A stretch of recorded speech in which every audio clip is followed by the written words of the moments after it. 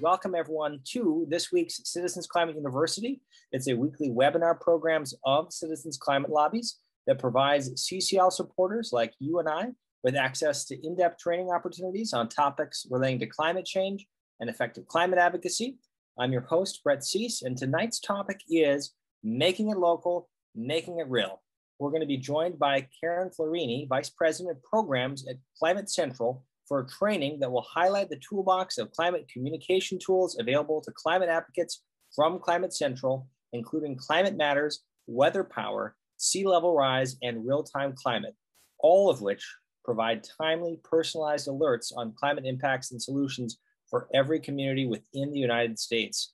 So what a wonderful lineup. And to get us through tonight's presentation, we are joined by Karen Florini. Karen is currently Vice President of Programs at Climate Central, where her roles include developing and implementing communication strategies that reach and move large US and global audiences, as well as key decision makers. In addition, Karen leads the integration of Climate Central's program efforts and oversees the creation and distribution of Climate Central's products to the public and thought leaders. Karen is also a visiting fellow at the Oxford Martin School at the University of Oxford. And here's a fun fact that you can ask her a little bit more about in Q&A too. From April 2015 to January 2017, Karen served as Deputy Special Envoy for Climate Change at the US Department of State. What a role. In that capacity, she helped lead the Global Climate Change Initiative, a whole of government mechanism for integrating climate change into foreign assistance. And she also led the State Department's engagement with businesses, state and local governments, and civil society in the climate negotiations context. In addition, she also headed up the State Department's portfolio on short-lived climate pollutants, especially overseeing US participation in the Multilateral Climate and Clean Air Coalition, co-chairing the coalition's oil, gas, methane partnership, and chairing the Arctic Council's expert group on black carbon and methane. That's not all. I won't get into all of the background even before that with her career at the Environmental Defense Fund and her work in the Environmental Health Program. But just know that Karen brings a combined 30 years plus of service on nonprofit boards and 18 as well as a trustee of Oberlin College for all those Ohioans on the line tonight. So Karen, we are so honored to have you join us. If we've done our job well though beforehand, just a review of tonight's learning goals, we want to make sure that everyone walks away with the following 3 areas of focus: understanding a deeper role of Climate Central's focus as one of the best climate science and research communications nonprofits in the world, highlighting how to find and then use tools that Karen's going to review, like Climate Matters, WeatherPower, Sea Level Rise, and Real-Time Climate, and then encouraging each of you, once you find and familiarize yourself with these tools, to take action in your local community with these powerful tools, displaying local climate impacts. So with that, the floor is yours. Everyone is in for a real treat tonight. And thank you, Karen, for joining us. My pleasure indeed. Thank you so much. So I'm so delighted to have the opportunity to be with you this evening and to share some of the tools that we make available for climate communicators across a variety of fields. I'm going to be covering a lot pretty fast, and I'm hoping this is not to convey the content that's in the individual bits of information, but rather to show the tools and how to access them so that you can help enrich your own climate communications. A quick word about who Climate Central is. We're a nonprofit climate science research and communications organization. We're based in Princeton, though not part of the university. That just happens to be where we are headquartered. We're unusual in 3 ways. First, unlike most NGOs in the climate space, we are not an advocacy group. In fact, we are explicitly a non-advocacy group. We never take positions on policies or technologies. Sometimes we report on policies or technologies, but that doesn't mean we're advocating for them any more than we're advocating for hurricanes when we report on hurricanes. Second, we're essentially business to business. We work to catalyze and empower media and NGOs and others to do climate communications with their audiences and stakeholders. And unlike most B2B groups, we give away our stuff for free. Third, we are practitioners of climate science. We publish regularly in the peer-reviewed literature. We're also practitioners of climate journalism. We regularly co-byline and co-publish stories with local and sometimes national media outlets. Overall, we are working to make climate communications that are accurate. We're a science-based organization. It's the touchstone for everything that we do is the science. Effective by working through and with the messengers who are trusted in their audiences and stakeholders. And ubiquitous, increasingly so, through the tools that I'm about to show you. So there are 4 tools, as Brett has mentioned. We'll pause for Q&A after each section. Most of the slides are numbered, so make a note if you want me to go back to a particular slide. And if time allows, at the end, I'll do a very short postscript on our climate, on our partnership journalism program. It's interesting and important, but it's not a tool per se, so it's a little off script for today, which is why I've relegated it to a postscript. So first tool, Climate Matters. Each week, we produce a short bulletin with science-based information on climate impacts or solutions, typically localized to the individual media market, not always, but most often. We launched Climate Matters in 2012, focusing on local TV meteorologists because of their importance as trusted messengers on climate. That was true in 2012, and it's still true today. Out of the 2,200 TV meteorologist is a long word. We say it very often, so we abbreviate it to METS. It has nothing to do with the New York baseball team. Out of the 2,200 TV METs in the US, nearly half are now in the Climate Matters program as participants. They're found throughout the country in every major media market and nearly all minor ones. A couple of years ago, we expanded the program to all beats in all media, not just the TV weather desk. We're still very much in the process of expanding the roster of participating journalists. Each of the weekly bulletins has a timely news hook. For example, in the summer, we're going to be talking for the most part about heat in any of a wide variety of ways. So we'll be talking about not just more hot summer days, but days above a threshold that's locally appropriate, like 100 degrees for McAllen, Texas. And not just the trends to date, but also projections, again, based on solid science from leading sources. Here, CMIP, for those who might be familiar with that, we'll be doing updated projections using CMIP 6 in the next couple of months or so.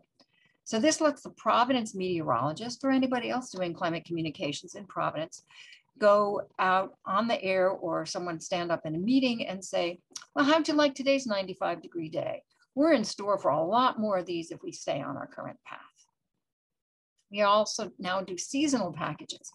Unbeknownst to most of us who aren't meteorologists, meteorologic seasons actually begin on the first day of the month, not with the solstice or the equinox.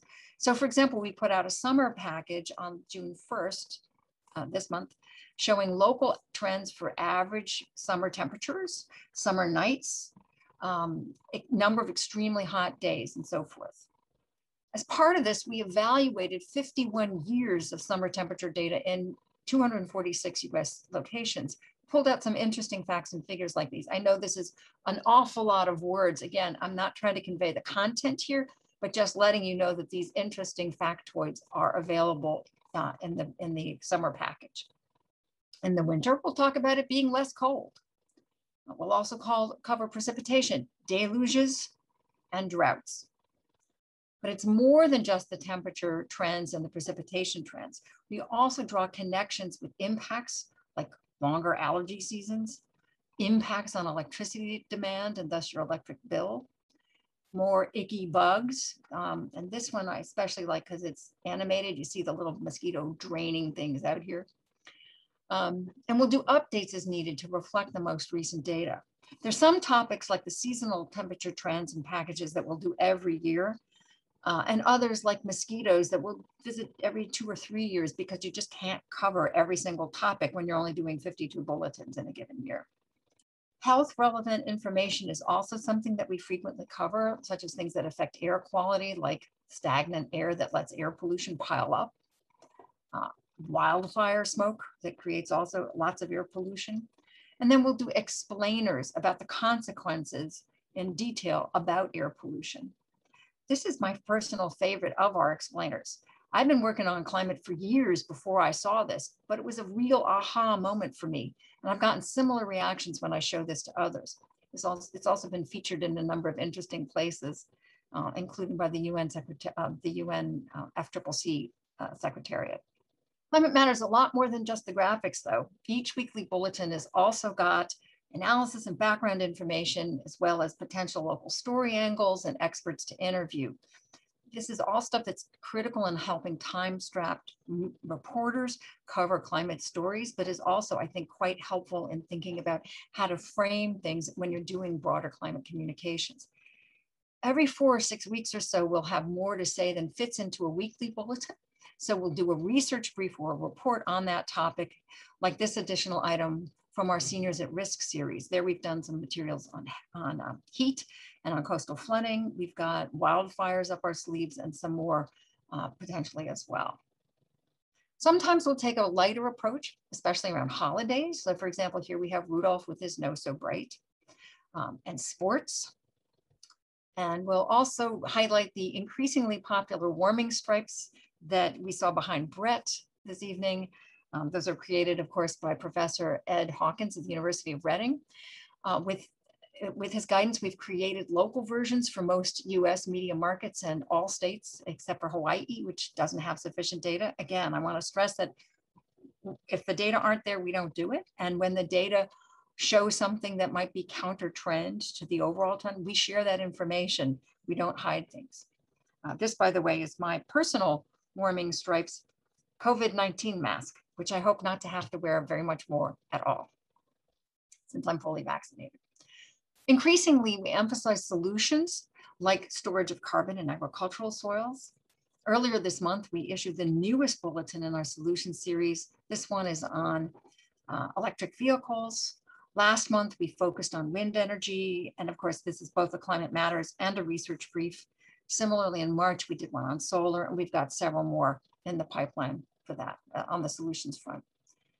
We've pulled much of our impacts-related information together in toolkits on a variety of topics, from coastal flooding to what meteorologists call tropical weather and the rest of us call hurricanes, and wildfires and so on. We've also got a Climate 101 slide deck. It's pretty comprehensive. It uses the framework of SIMPLE, the basics of the climate science, serious, focusing on impacts, and solvable, focusing on solutions. You're more than welcome to download this. It's pretty big, and to use any or all of the pieces of it that you find helpful, and to complement it with localized information from our media library. And with that, it's time for some Q&A. One thing that's kind of at the top of probably all of our minds is, so given all this information, if I wanted to make something like a leave behind or a handout, or really compile some of these most compelling graphics for my local area for a local business person, how would you recommend finding that information for my particular region? And is it okay if I actually then use the images that Climate Central has put together? Is there a copyright concern? You name it. Let me answer the second question first. You do not need permission anytime you are using anything for a non-commercial purpose or for a commercial news purpose, which is, I imagine, is everything your folks are going to be doing. If somebody wanted to try to use our stuff to, sell, actually, somebody does sometimes use our stuff to try to sell pollen remedies, but in general, anything that your folks are likely to be using you absolutely have our permission. You don't need to request anything. We do ask that you credit us either in words and or by leaving our logo on a graphic if you're using it that way.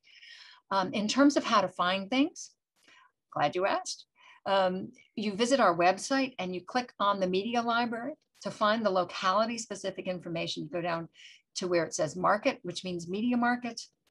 We routinely produce for all 210 of the official TV media markets in the US. Each market is comprised of one or more counties, and in their totality, they cover the entirety of the United States. There are some sort of odd things where, like, there's no media market for New Jersey because North Jersey is New York and South Jersey is covered by Philadelphia. So of course we want to have New Jersey, so we do a separate production for them, and similarly with Delaware and a few other places. So you find your media market and then you click the relevant place in the drop down. I do want to add a caveat here. Oh, and there's about 250 total of the places that we generate for now. I do want to mention a caveat here. The current media library is what one might not necessarily say quite as user-friendly as we would like it to be. We are well along in the process of putting together, well along in the process of putting together a new and greatly improved resource library and website, and God willing and the creek don't rise, that'll be available to everybody in 2 to 3 months. I hope I didn't just jinx anything by saying that. WeatherPower. This is a solutions-oriented tool.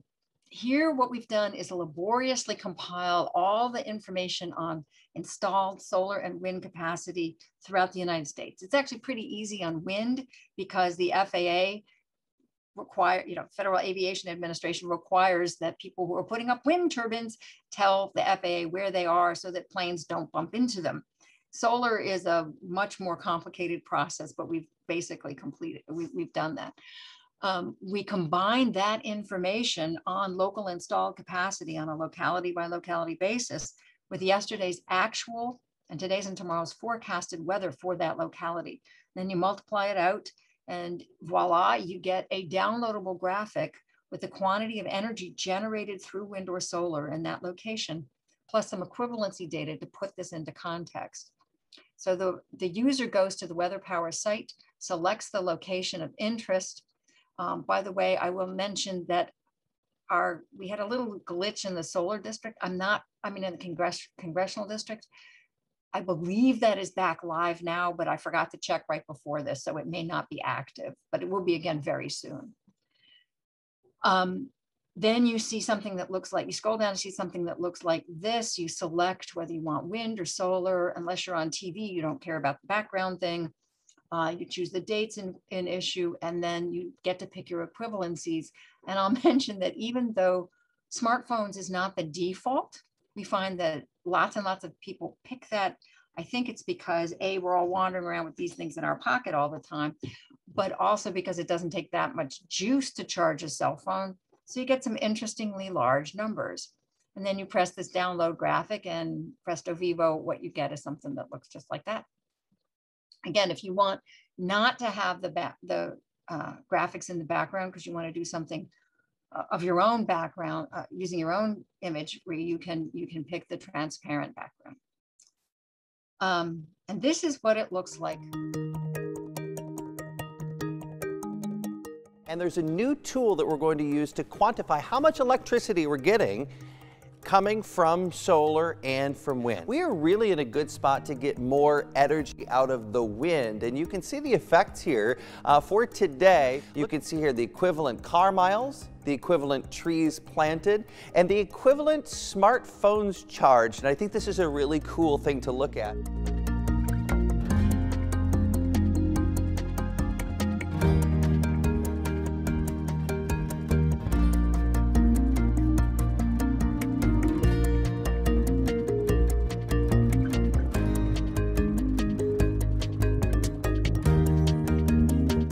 With all of the sunshine in the forecast today and tomorrow, it is a great time if you solar power your home.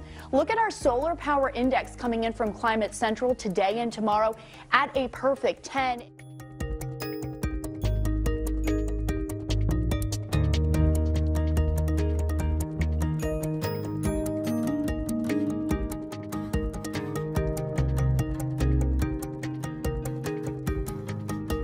Karen, that is so helpful. And one thing that I wanted to actually build on your advice here, especially with the Weather Talk tool, is highlighting our available meteorologist outreach action team support.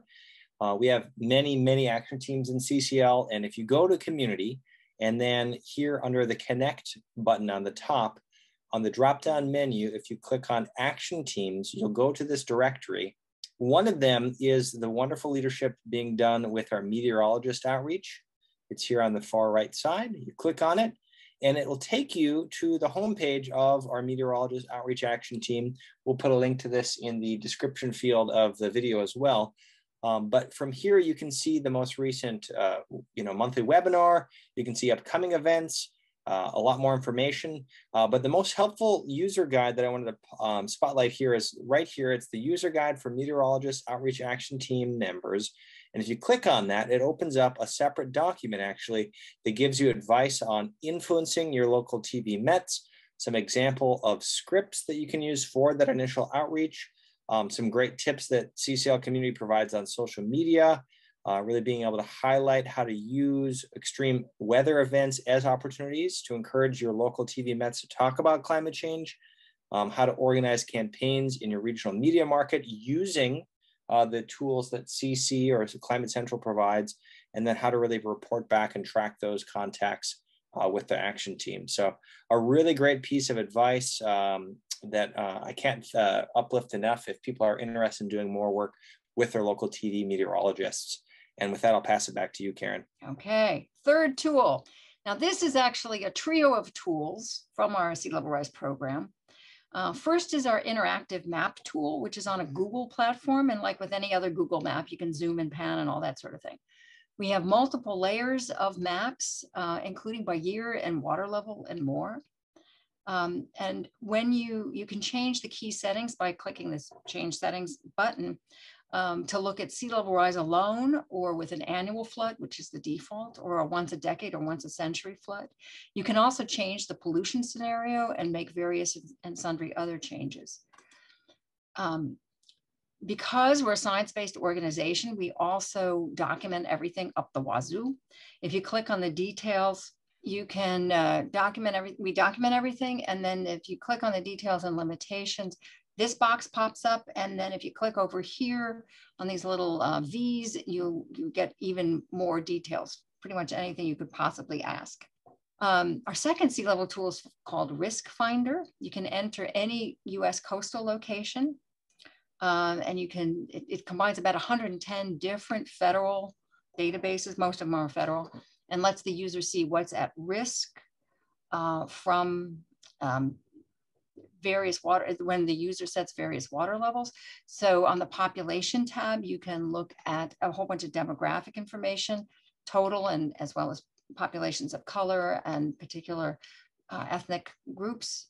You can also look at buildings and see schools and hospitals that again are affected at particular water levels, and infrastructure like roads and airports and so on. At the top of Risk Finder, when you've set your location, you'll see a long scrolling feed, and this is the top of it. The what is at risk is a bit lower down. But thinking back to the question that you asked about putting things together for someone, on Risk Finder, we've got some stuff that's sort of pre-booked, if you will. You can click these buttons for local reports and state reports, but also local fact sheets. And if you do that, then after a few moments, then you'll be able to download something that has some of the key facts in it, the key map, and on the reverse side, some more kind of general information on sea level rise and its relationship to climate change. For folks who are more into pictures than statistics and maps, we've created some photorealistic images like this one for Atlantic City with 6 feet of floodwater, and some iconic images like the Wall Street Bull. This is what the Wall Street Bull still would look like even many years after 2 degrees of warming. What about 4 degrees? All around but the tail. So those are the two main tools with a little extra on photorealistic images. Oh, by the way, on the photorealistic images, we've figured out how to much more efficiently produce these kinds of water layers. So we're going to be able to do that with a very much larger array of locations going forward that probably will start emerging over this summer and fall. But right now it's a few dozen, but it'll be a lot more subsequently. Say that we do this and we kind of go to our area and we're trying to obviously tell the story for our local businesses or even our member of Congress. Is there a best way that you recommend printing out or generating that ultimate map? Right. I would suggest going to the download button. Okay. Unfortunately, you're going to have to do that screen by screen. So once you get your 2050 and you want to change your some of the settings, you'll have to make a new map and download that. And then you can, once you've got them downloaded, you can arrange them any way that you think is most useful. The fourth tool is Real-Time Climate. And this is something that we just formally launched and rolled out this week, in fact. It's about scaling up so that we can get our content to just the right person at just the right time and place. It's tailoring the delivery of localized information to exactly when it's most relevant. So it's the same audiences as we're generally trying to serve, NGOs and media and educators, et cetera, but not aiming directly to the general public. And the ingredients are something that is local and something that is timely. So doing this at scale, and we are looking to do it at scale, sending out hundreds of thousands of localized timely messages every year, requires automation. So we built some pretty sophisticated software systems that continually survey weather across the United States to spot anomalies, not just extreme weather like, big hurricanes, but also unusual conditions like, a 10-day or a 5-day string of unusually hot weather or something like that. The system also lets us track things by calendared events, like the first day of school in a particular community, or the opening of a county fair, or beginning of hunting season. So we'll be making much more use of the calendared feature. We haven't really done that so much during COVID because COVID has, of course, thrown all calendars into chaos. Then that's automatically matched by through some pretty fancy upfront analysis and computer coding with salient content that's from our library and tools, and then it's dispatched automatically as an email. We're also looking into doing some distribution through social media. What you get is very simple. Each one of these is an alert, an actual alert. This one's using some Climate Matters content. This one's using some WeatherPower content. This is using some coastal flooding content. And it's just a line or two, keying in on what's relevant and where, and it's going from an actual member of our staff to an actual recipient. This is the list of the current array of alert topics. Most are applicable nationwide, like heat and renewables, but we've also got some that are very geographically specialized, like Great Lakes ice, which obviously we're not sending out in June, but we're in the winter.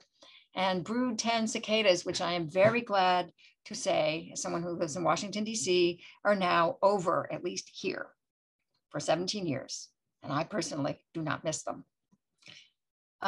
So you can sign up for Real-Time Climate Alerts now if you want to shoot this QR code or grab this link out of the bottom there.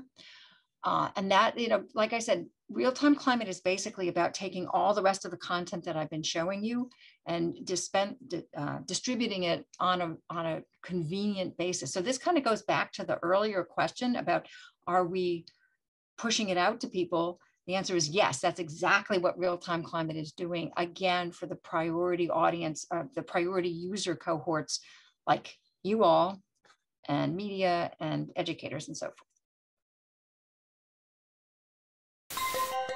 We live in a warming world, with climate change risks and impacts no longer a story far in the future or far away geographically. The changes are happening now. They're happening here, and people are taking notice. New research shows Americans are becoming more worried about climate change, yet only a quarter say they hear about climate change in the media more than once a week. To help you tell timely stories about the climate changes happening today in your community is Climate Central's Real-Time Climate. It's a sophisticated system that continually tracks local weather anomalies and other events, then automatically sends you personalized alerts, giving you instant access to climate-related insights for your area. Look at this analysis from our partners over at Climate Central. Over the past Meteorologist David Yeomans received an emailed alert through Real-Time Climate when a series of hot spring days in his Central Texas market hit a threshold, triggering a response that linked warmer springs with the climate-changed world. He used the information on air the next day, telling us that Real-Time Climate was a perfect system. Now you can receive alerts for your region.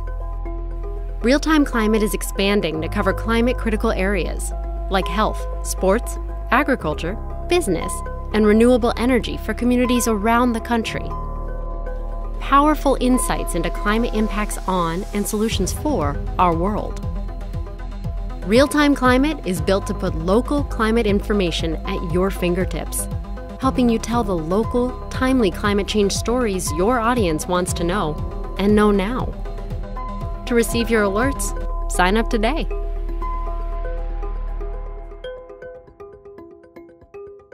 And the question I think we all have, Karen, is if we've got connections to other people that may be interested in real-time climate, that are kind of thought leaders or like local business people, influencers, trusted messengers, can we give them this URL as well? In terms of sharing this information with, with others who are themselves climate communicators or business leaders or et cetera, by all means, feel free to directly share the information with them. It's for them too. We absolutely welcome your helping distribute that and build the roster of real-time climate recipients. Now, again, this is a postscript because it's not really a tool, but I did want to let folks know about it.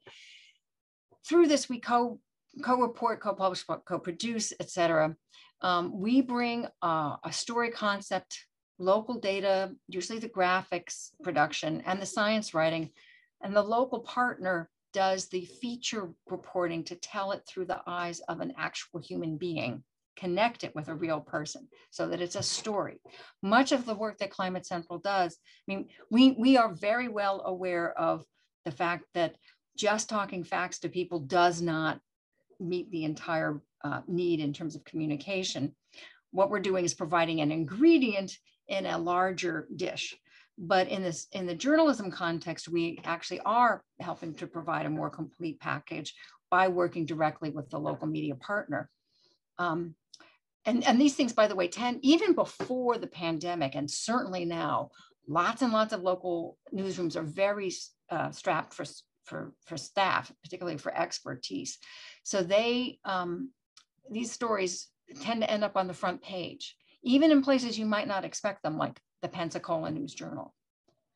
And a lot of these stories have a strong equity focus, as that tends to be a really good kind of element for this sort of an approach.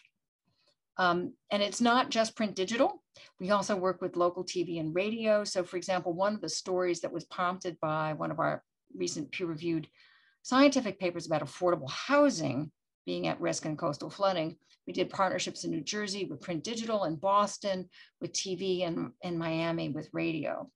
So while that particular project was prompted by our own scientific paper, it's by no means a necessary ingredient, and in fact is not the average thing or not the typical thing that we're doing in partnership journalism. So that's the real quick overview of partnership journalism. And I don't know if anybody has any questions on that one, except that I know that we're essentially at the hour. So. No, that was perfect. If people do a follow-up, what would you recommend? If people have particular ideas for partnership journalism, and again, the thing that's unique about partnership journalism is it's data-based feature writing.